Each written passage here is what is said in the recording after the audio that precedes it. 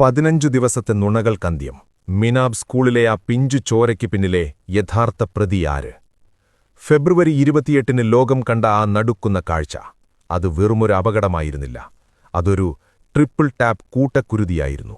ഇന്ന് 2 ആഴ്ചയ്ക്ക് ശേഷം തെളിവുകൾ സംസാരിക്കുന്നു.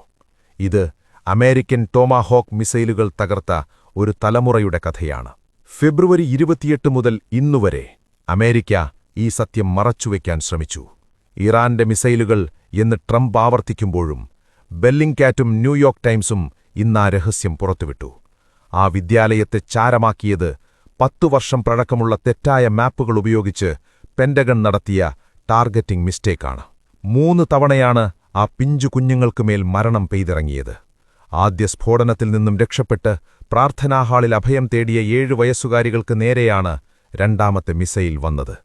ചോരയിൽ കുതിർന്ന പുസ്തകങ്ങളും കളിപ്പാട്ടങ്ങളും ഇന്നും ആ സ്കൂൾ മുറ്റത്ത് അനാഥമായി കിടക്കുന്നു.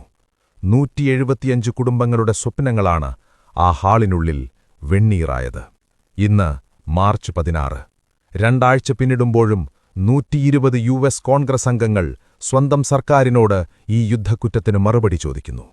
100-ലധികം കുട്ടികൾ ഇപ്പോഴും ആശുപത്രികളിൽ മരണത്തോട് മല്ലിടുന്നു.